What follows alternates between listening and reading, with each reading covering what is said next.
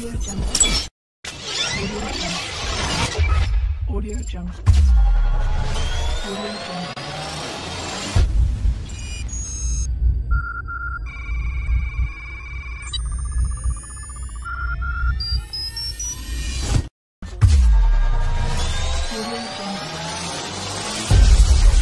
Audio Jungle.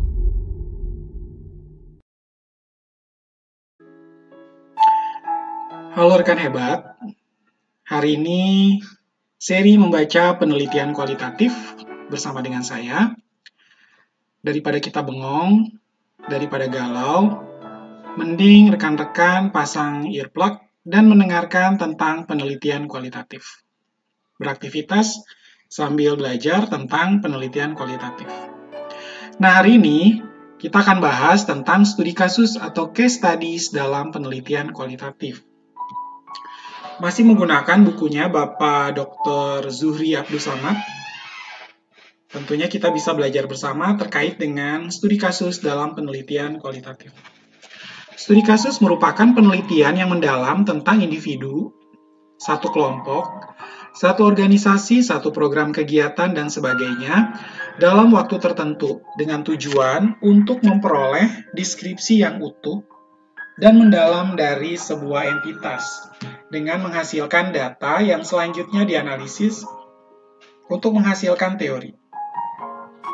Sebagaimana prosedur perolehan data penelitian kualitatif, data studi kasus diperoleh dari wawancara, observasi, dan juga arsip.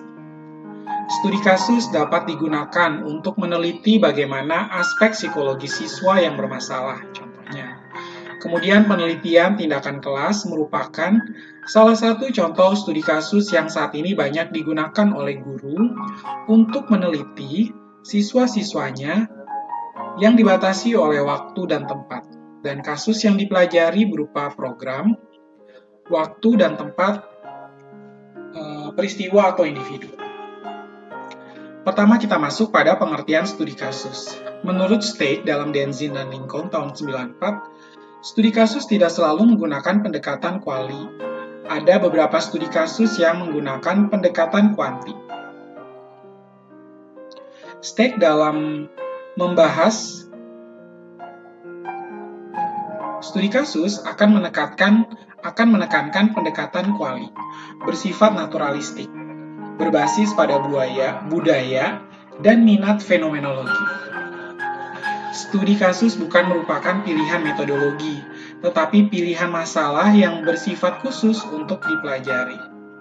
Misalnya kasus anak yang sakit, dokter mempelajari anak yang sakit dapat bersifat kuali maupun kuanti, walaupun catatan dokter lebih bersifat kuanti ketimbang kuali. Studi kasus adalah suatu bentuk penelitian atau inquiry, atau studi tentang suatu masalah yang memiliki sifat kekhususan atau particularity.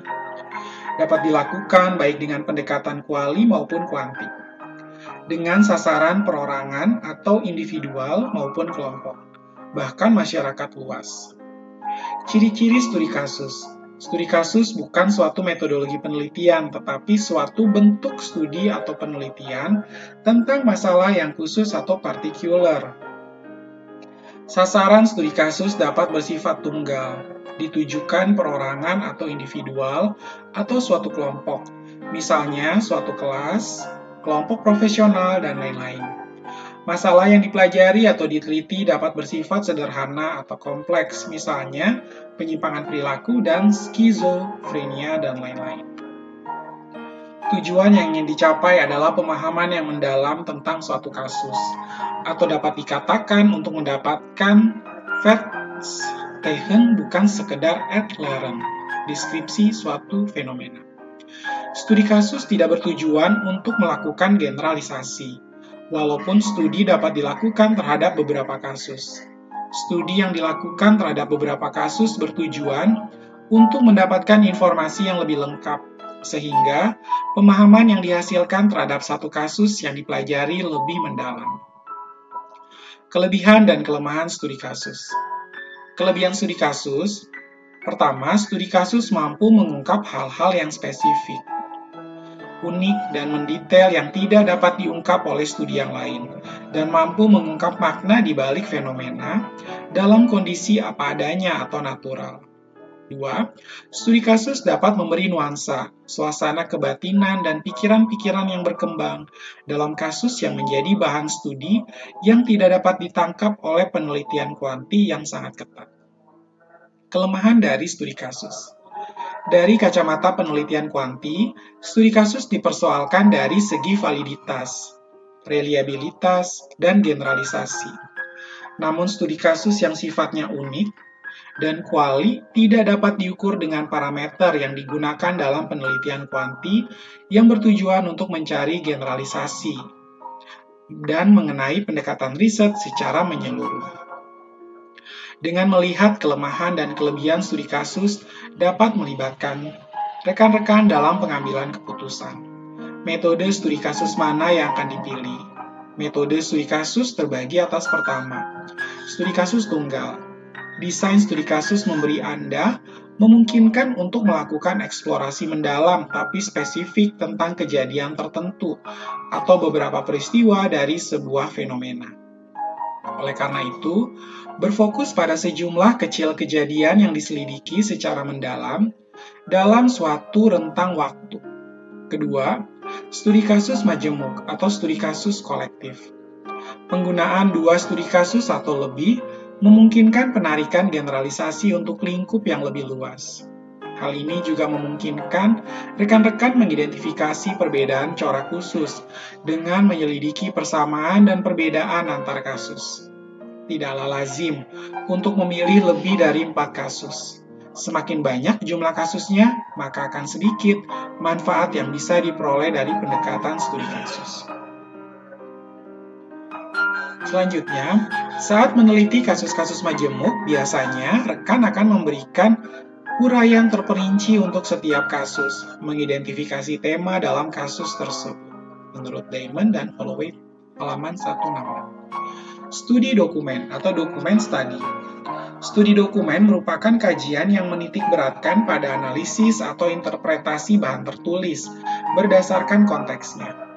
Bahan bisa berupa catatan yang terpublikasikan, buku teks, surat kabar, majalah, surat-surat, film, catatan harian, naskah, artikel, dan sejenisnya.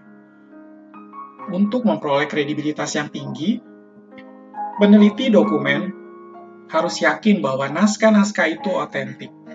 Penelitian jenis ini bisa juga untuk menggali pikiran seseorang yang tertuang di dalam buku atau naskah-naskah yang terpublikasikan.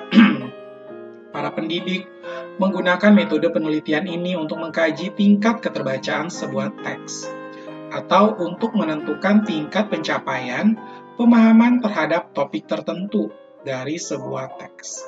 Penelitian ini dapat pula kita lakukan di bidang pendidikan, misalnya mengkaji kurikulum sekolah, RPP, dan berkas-berkas yang ada di sekolah tersebut. Keadaan siswa setiap semester dapat dilihat melalui studi dokumen tersebut. Kemudian pengamatan alami atau natural observation. Pengamatan alami merupakan jenis penelitian kuali dengan melakukan observasi menyeluruh pada sebuah latar tertentu tanpa sedikit pun mengubahnya. Tujuan utamanya ialah untuk mengamati dan memahami perilaku seseorang atau kelompok orang dalam situasi tertentu. Misalnya, bagaimana perilaku seseorang ketika dia berada dalam kelompok diskusi yang anggotanya berasal dari latar sosial yang berbeda-beda, dan bagaimana pula perilaku dia jika berada dalam kelompok yang homogen. Peneliti menggunakan kamera tersembunyi atau instrumen lain yang sama sekali tidak diketahui oleh orang yang sedang diteliti atau diamati.